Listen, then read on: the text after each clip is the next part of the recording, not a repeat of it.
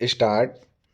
किसी शुभ अवसर पर अगर किसी के यहाँ जाना हो तो हमारा प्रयास होता है कि उपहार में उसको किताबें दें।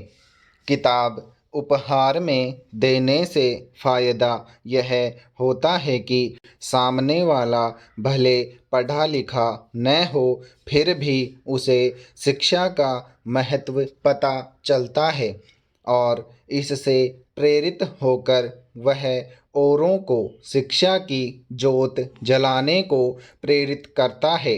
वहीं पढ़ा लिखा आदमी उपहार में मिली किताबों को सहेज कर रखता है।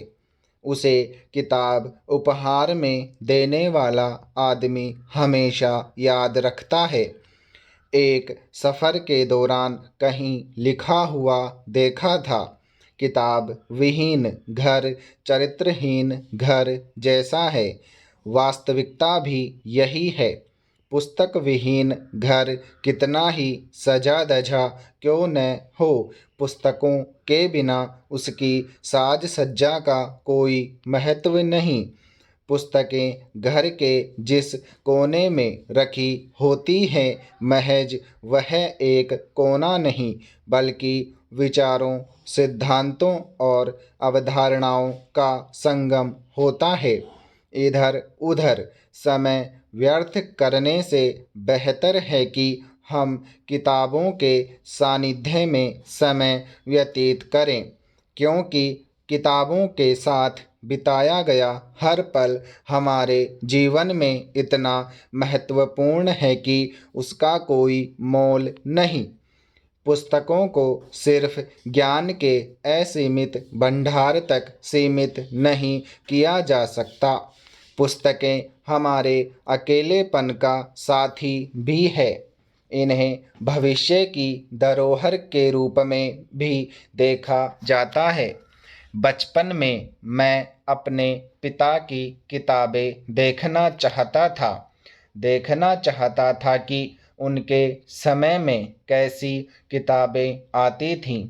यही जिज्ञासा आने वाली पीढ़ी की भी हो सकती है। इसलिए पुस्तकों को संरक्षित करके रखना बेहद ज़रूरी है। किताबों का रंग बिरंगा कवर किताबों के वस्त्र के समान है। किताबों के कवर पेज को लाल, पीला, नीला, हरा, काला, उजला अनेक रंगों से बेहद खूबसूरती से सजाया जाता है, ताकि लोगों का किताबों के प्रति प्रेम बढ़े और लोग ज़्यादा से ज़्यादा उन्हें खरीद कर पढ़ें, घर में सजा कर रखें।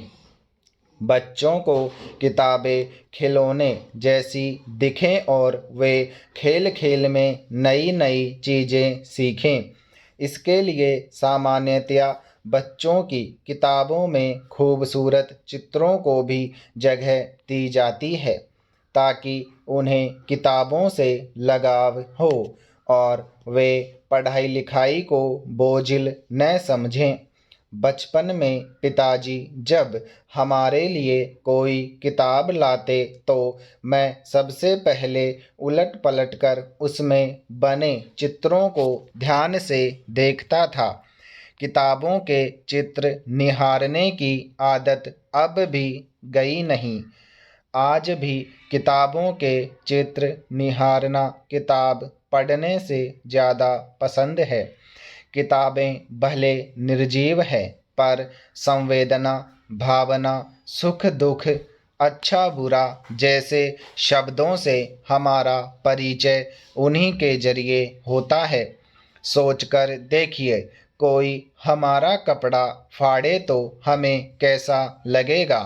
ठीक वैसे ही किताबों को नुकसान पहुंचाने पर किताब को दुख होता होगा।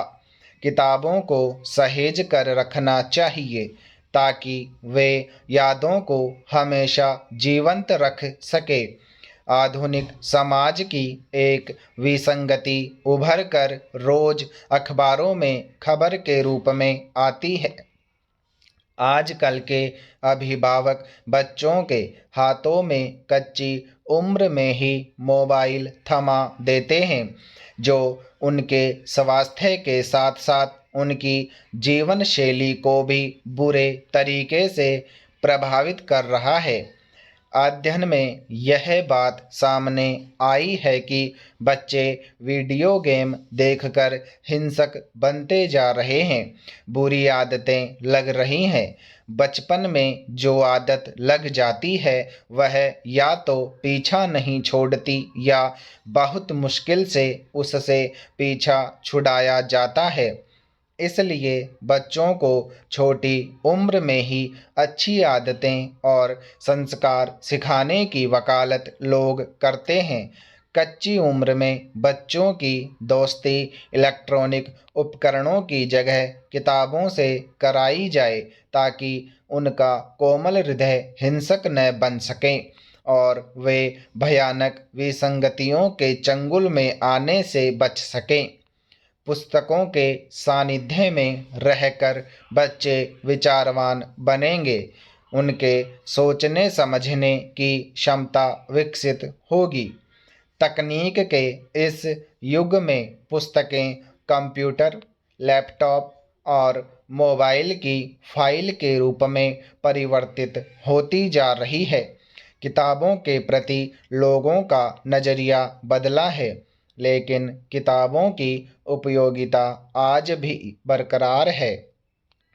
दिल्ली में होने वाले पुस्तक मेले में पुस्तक प्रेमियों का हुजूम उमड़ता है। दूर दराज के ग्रामीण इलाकों से लोग पुस्तक खरीदने मेले में पहुंचते और मनपसंद किताबें खरीदकर अपने साथ ले जाते हैं। किताबों के साथ वे उन किताबों को भी कैमरे में कैद करके अपने साथ ले जाते हैं, जिन्हें वे ताउम्र अपने घर के कोने में सजा कर रखना चाहते हैं। घर की रौनक हमेशा विद्यमान रहे। इसके लिए जरूरी है कि आधुनिकता के इस दौर में हम किताबों को घर के एक कोने में सजाकर रखने को एक परंपरा का रूप दें। पूजा घर या इबादत खाने की तरह हमारे घर में एक किताब घर भी होना चाहिए, जिससे ज्ञान का प्रकाश घर के साथ साथ आस पड़ोस में भी हो। पैरा चार धाम परियोजना यमुनोत्री, गंगोत्री, बद्रीनाथ और केदारनाथ को लेकर लगभग 900 किलोमीटर लंबी सड़क बनाने की मंजूरी देकर उच्चतम न्यायालय ने स्पष्ट कर दिया कि देश की सीमा सुरक्षा सर्वोपरि है। हालांकि पर्यावरणीय सुरक्षा भी जरूरी है, जिसके बारे में सभी पक्षों के विचार सुनने के बाद सोच समझ कर ही परियोजना को पूरा करने की स्वीकृति मिली है। चार धाम परियोजना चीन से सटे सीमाई क्षेत्रों के लिए अति आवश्यक है। इस परियोजना के पूरा हो जाने से भारतीय सेना के लिए ब्रह्मोस तथा S-400 जैसी बड़ी मिसाइल प्रणाली को भारत चीन सीमा तक ले जाना आसान हो जाएगा। पर्यावरण की सुरक्षा भी जरूरी है, लेकिन पर्यावरणविदों को यह भी सोचना होगा कि हर समय पर्यावरण के नाम पर देश की सुरक्षा में लापरवाही नहीं की जा सकती। चीन हर तरफ से भारत के सीमाई क्षेत्रों में सड़क निर्माण कर रहा है और उसके सभी निर्माण पर्यावरण को धता बताते हैं।